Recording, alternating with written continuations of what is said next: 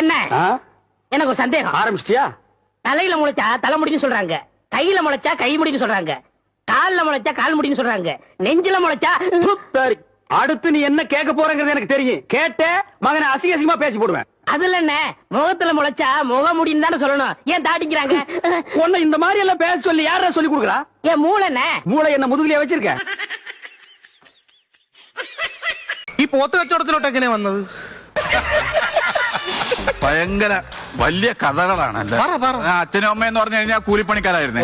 അപ്പൊ പെട്ടെന്നാണെന്ന് തോന്നുന്നു 69 വെള്ളപ്പൊക്കം ഓർമ്മയുണ്ടോ? ഇല്ല ഇല്ല. 69 വെള്ളപ്പൊക്കത്തിൽ ഒരു ചോര കുഞ്ഞ് ഒലിച്ചു വന്നായിരുന്നു. അല്ല, പോത്ത് കച്ചവടത്തിലോട്ട് വന്ന് എങ്ങനെയെന്ന് പറഞ്ഞു. അത് തന്നെ പറഞ്ഞു ചോര കുഞ്ഞ് ഒലിച്ചു വന്നായിരുന്നു കേട്ടോ. ഈ ചോര കുഞ്ഞ് ഒലിച്ചു വന്നപ്പോൾ അമ്പലത്തിൽ ഉത്സവം നടക്കുമായിരുന്നു. അപ്പൊ രണ്ട് ചേരിക്കാർ തമ്മില് ഭയങ്കര വഴക്കുവാടി. അല്ല, പോത്ത് കച്ചവടത്തിലോട്ട് വന്ന് എങ്ങനെയെന്ന് പറഞ്ഞില്ല. അത് തന്നെ പറഞ്ഞു ഈ രണ്ട് ചേരിക്കാർ തമ്മിൽ ഭയങ്കര അടിയും ബഹളവും. അങ്ങനെ അത് കഴിഞ്ഞിട്ട് ഒരാള് ഗുഹയിൽ വീണു, ഒരു പയ്യനെ. അങ്ങനെ കയറിട്ട് ഒത്തിരി ആൾക്കാരെല്ലാം കൂടെ വലിച്ചെടുക്കുമായിരുന്നു ആ പയ്യനെ. അല്ല, പോത്ത് കച്ചവടത്തിലോട്ട് വന്ന് എങ്ങനെയെന്ന് പറഞ്ഞില്ല. അതാണ് ഞാനും ആലോചിക്കുന്നത്. ഇതില് ഒരു 3 കഥയുണ്ട്. ഇതിൽ എവിടെ പോത്തിനെ കയറ്റുമെന്നാണ് ഞാൻ ആലോചിക്കുന്നത്. ஏன் எவ்வளவு அடிச்சாலும் சொர நிலமா நிக்கிறீங்க? தம்பி போங்க தம்பி, ஊருக்குள்ள போய் காட்டு பாருங்க. நாங்க அடி வாங்காத ஏரியாவே கிடையாது. எவ்வளவு அடி வாங்கினாலும் சத்தமே வராது, ஓடுனது கிடையாது. நீ என்னமோ 2 அடி அடிச்சுட்டு பெருசா பீத்துற. ஹலோ, நேத்து அடிக்க வர நீங்க வரவே இல்ல.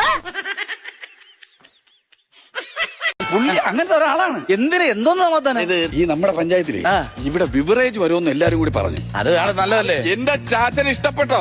ചാച്ചൻ കുടിക്കൂല വലിക്കൂല, ഒരു പരിപാടി ഇല്ലല്ലേ. ചാച്ചൻ പറഞ്ഞു അത് ഒന്ന് കാണണമെന്ന് പറഞ്ഞ പ്രതിഷേധം എങ്ങനെയാണെന്നറിയാം. കന്യാകുമാരിന്ന് കാസർഗോഡ് വരെ ഉടുതുണി അഴിച്ചു കളഞ്ഞു വെച്ച് ടാറിട്ട് റോട്ടിൽ കിടന്ന് ഇങ്ങനെ ഉരുണ്ട് ഉരുണ്ട് ഉരുണ്ട് പ്രതിഷേധം. കൊല്ലത്തെത്തിയപ്പം ചാച്ചന്റെ ചാ മാത്രമേ ഉള്ളായിരുന്നു. ഞാൻ ആ ഡയലോഗ് പഠിച്ചു. ഒരു ചാൻസ് കൂടി. சரி, கிளியர் ஆட்டோன்னு പറഞ്ഞേ.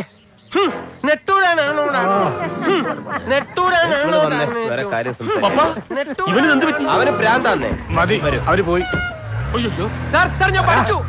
അവര് പോയി. നിസാരോ ഡയലോഗ് പറയാൻ പറ്റും. നീയാണ് സിനിമയിൽ അഭിനയിക്കാൻ നടക്കുന്നത്. ഈയിടെ ഒരു നടൻ മനസ്സിരുത്തി ഡയലോഗ് പറയണം. എന്നെ ശ്രദ്ധിക്കുക.